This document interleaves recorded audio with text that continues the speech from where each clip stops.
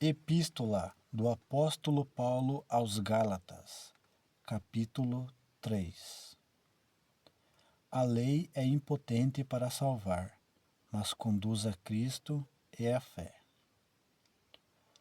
Ó insensatos Gálatas, quem vos fascinou para não obedecerdes à verdade, a vós, perante os olhos de quem Jesus Cristo foi já representado como crucificado?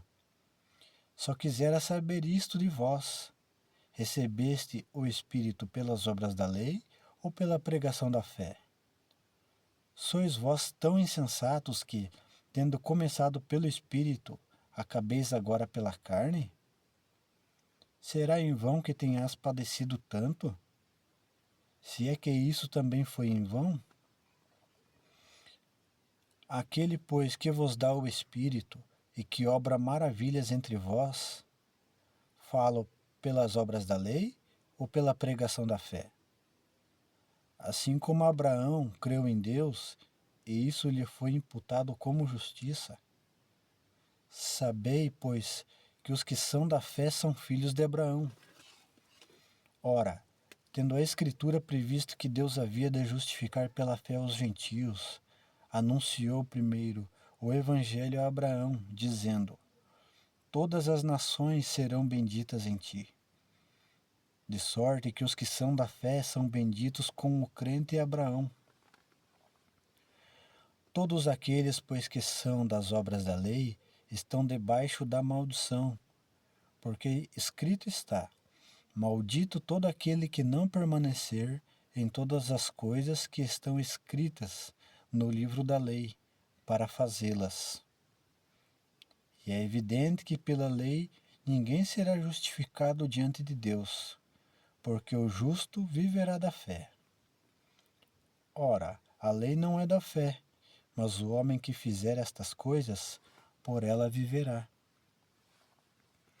Cristo nos resgatou da maldição da lei, fazendo-se maldição por nós. Porque está escrito: maldito todo aquele que for pendurado no madeiro, para que a benção de Abraão chegasse aos gentios por Jesus Cristo, e para que pela fé nós recebamos a promessa do Espírito. Irmãos, como homem falo: se o testamento de um homem for confirmado, ninguém o anula nem o acrescenta.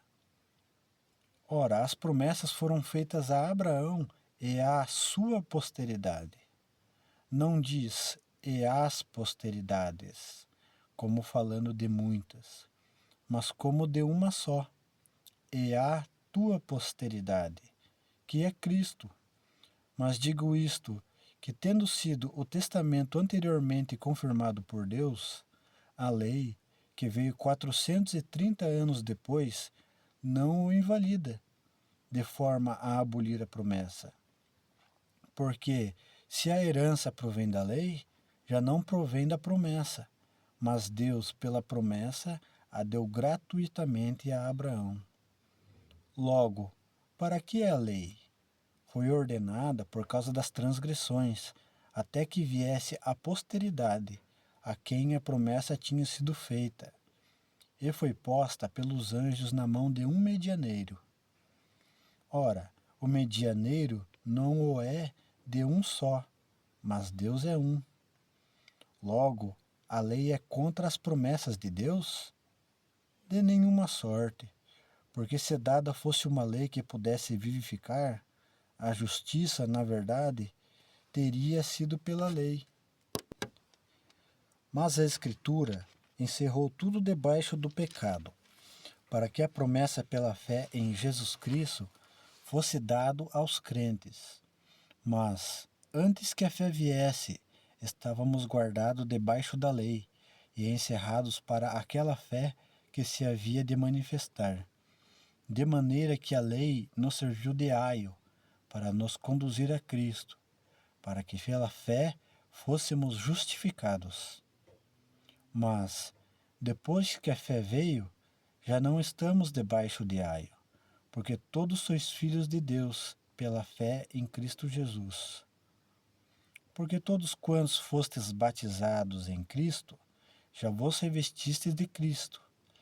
Nisto não há judeu nem grego, não há servo nem livre, não há macho nem fêmea, porque todos vós sois um em Cristo Jesus.